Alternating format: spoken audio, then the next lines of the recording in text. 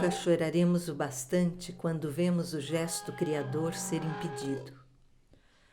Nunca choraremos bastante quando vemos que quem ousa lutar é destruído por troças, por insídias, por venenos e por outras maneiras que sabemos tão sábias, tão sutis e tão peritas que nem podem sequer ser bem descritas. Este é o tempo da selva mais obscura. Até o ar azul se tornou grades e a luz do sol se tornou impura.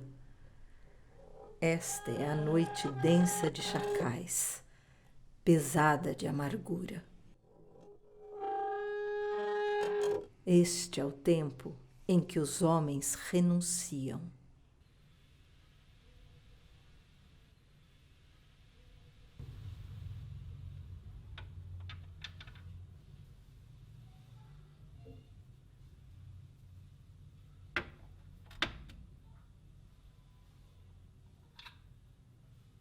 Eu deito-me tarde.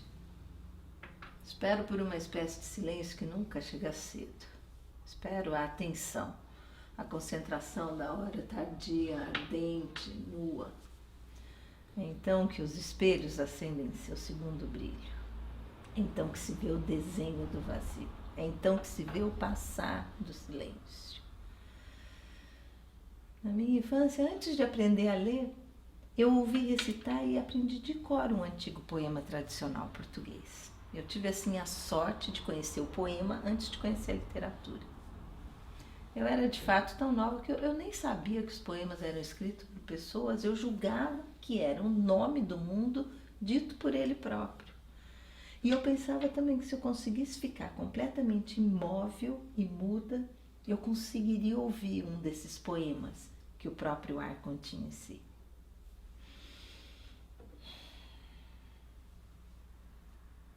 No fundo, aqueles momentos me ensinaram que não há poesia sem silêncio, sem que se tenha construído vazio e a despersonalização.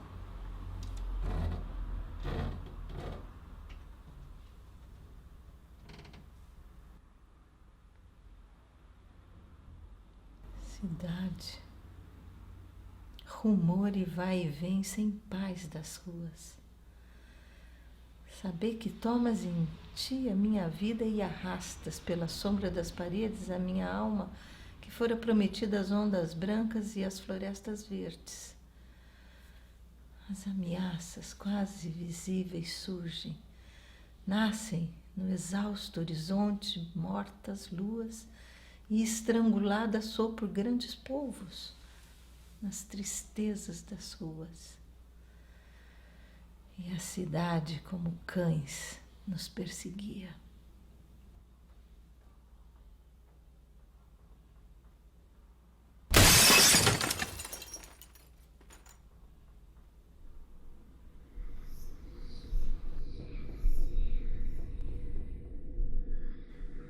Por que foram quebrados os teus gestos?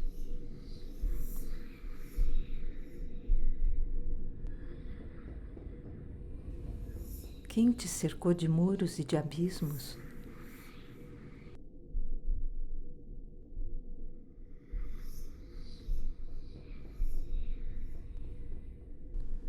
Quem desviou na noite os teus caminhos?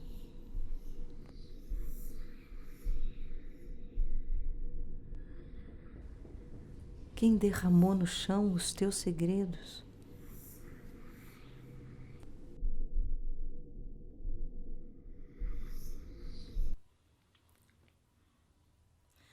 Eu pertenço a uma geração que vem depois do Fernando Pessoa e que, de certa maneira, não aceita essa teologia do nada. Há uma certa recusa na minha poesia do homem moderno e dessa cultura de separação. O Fernando Pessoa tem um ascetismo, uma recusa. Não sou eu que vivo, é o poema que vive em mim. São Paulo também diz isso. Não sou eu que vivo, é o Cristo que vive em mim. O Buda também diz isso, toda a gente diz isso. Mas essa é uma sabedoria contra a qual eu me rebelo. Eu não creio que a poesia seja uma renúncia. O Fernando Pessoa vive o poema como uma transcendência. Eu creio numa positividade, numa unidade.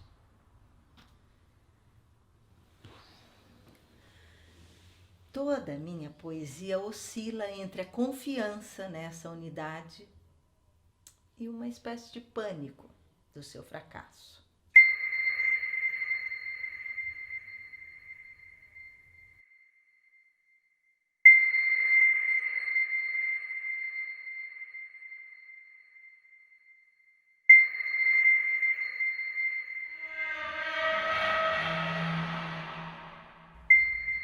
Era uma tarde no fim de novembro.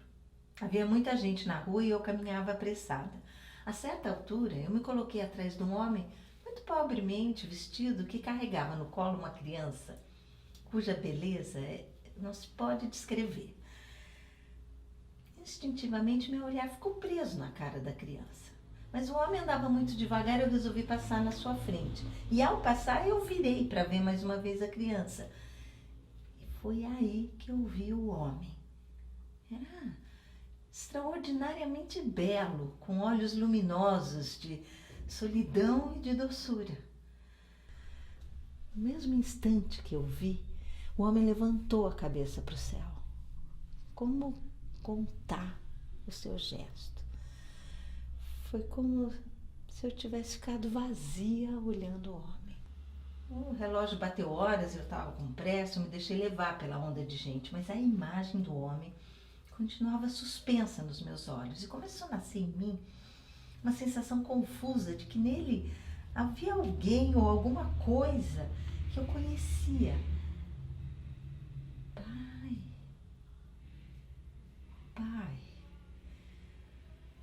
para além da agonia da carne, começa agora a prova do último suplício, o silêncio de Deus. Pai, por que me abandonaste? Eu voltei para trás. De repente eu ouvi. Continuava a segurar a criança e olhar para o céu. Eu corri, quase empurrando as pessoas. Eu já estava a 2 passos dele quando o homem caiu no chão. Da sua boca corria um rio de sangue. A criança tinha caído com ele e chorava, escondendo a cara no vestido manchado de sangue. Então a multidão formou um círculo em volta dele. Eu tentei atravessar, mas eu não consegui. Depois veio uma ambulância. Quando o círculo se abriu, o homem e a criança tinham desaparecido. Então a multidão se dispersou e eu fiquei ali, sozinha no passeio. O homem certamente morreu, mas continua ao nosso lado, pelas ruas.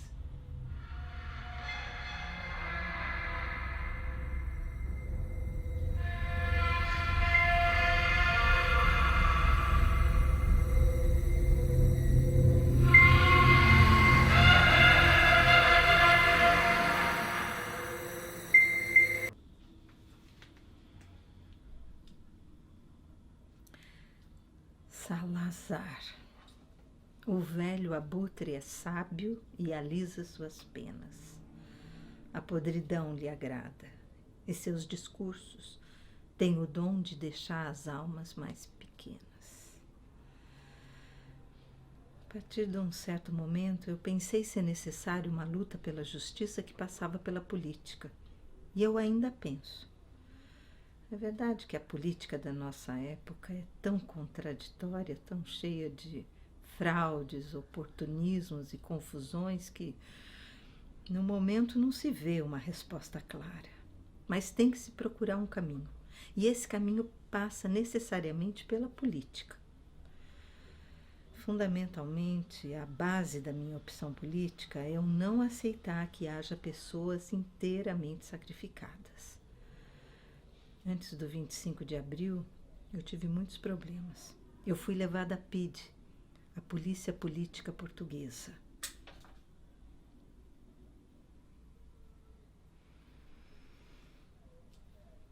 Coronel Carlos Alberto Brilhante Ustra. Foi o primeiro que me deu um tapa na cara. Esse tapa me jogou no chão. O Ustra atendia pessoalmente às sessões de tortura. Eu estava ali, sentada na cadeira do dragão, nua. Toda tortura é nua. Eu estava sentada, amarrada, com os fios desencapados, tomando choque no corpo todo. Na boca, no ouvido, no peito, no umbigo, na vagina, no ânus. Eu estava lá sentada, tomando choque no corpo todo, e o Gaeta, o outro torturador, estava num canto, se masturbando e jogando o esperma em cima de mim. Mas o que mais doeu foi quando Ustra levou os meus 2 filhos para dentro da sala de tortura. Os meus filhos foram sequestrados. Eles ficaram dentro da Operação Bandeirantes. Eu estava sentada, nua,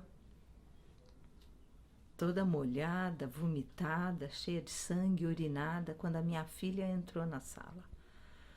O pai já estava em estado de coma. Tanto é que o meu filho perguntou: por que é que o pai está verde? E a minha filha perguntou: por que é que você está azul, mamãe?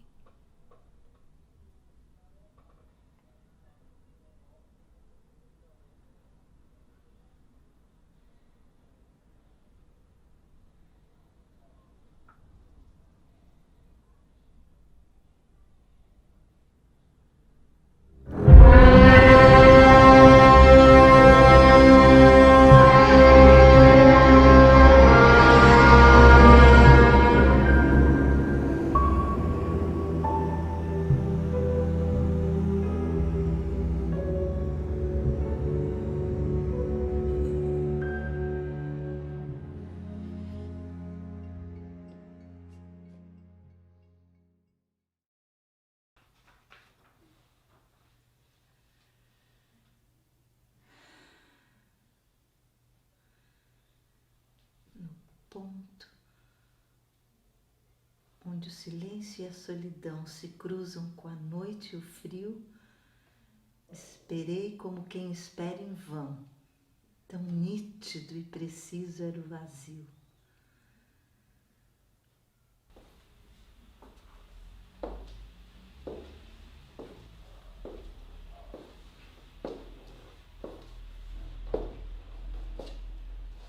Tempo de solidão e de incerteza, tempo de medo e tempo de traição, tempo de injustiça e de vileza, tempo de negação,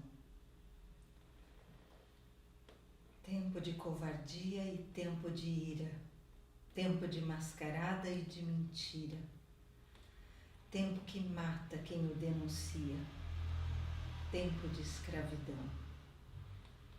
Tempo dos coniventes sem cadastro, tempo de silêncio e de mordaça, tempo onde o sangue não tem rastro, tempo de ameaça. Deverá tudo passar a ser passado, como projeto falhado e abandonado, como papel que se atira ao cesto, como abismo, fracasso, não esperança, ou podemos enfrentar e superar? Recomeçar a partir da página em branco, como escrita de poema obstinado. Apesar das ruínas e da morte, onde sempre acaba a ilusão, a força dos meus sonhos é tão forte que de tudo renasce a exaltação e nunca as minhas mãos ficam vazias. Essa é a madrugada que eu esperava, o dia inicial inteiro, limpo, onde emergimos da noite e do silêncio e livres, habitamos a substância do tempo. Tu caminhas sempre e não recuas quando se ergue a hora da ameaça, mesmo que tenhas de morrer nas ruas, mesmo que tenhas de morrer na praça. Porque não estás só, mas continuas. Todos que lutam e lutaram para que não haja mais grades nem mordaça. Porque não estás só, mas continuas.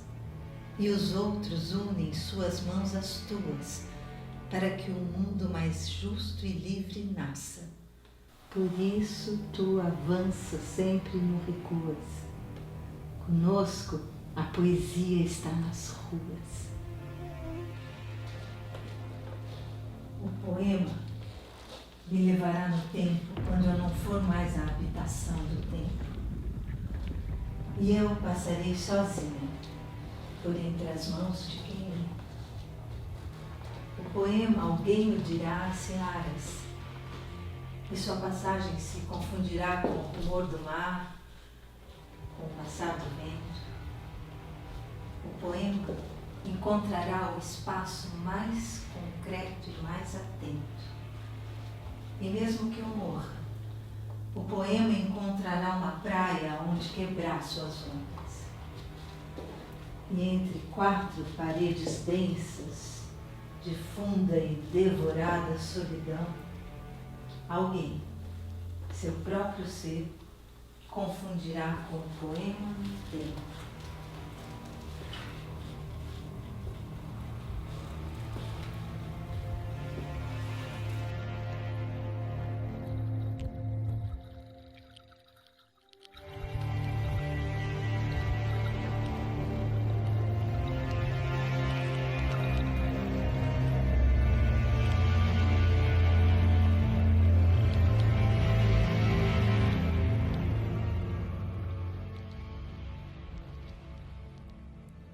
Como Antígona, a poesia do nosso tempo diz: eu sou aquela que não aprendeu a ceder aos desastres.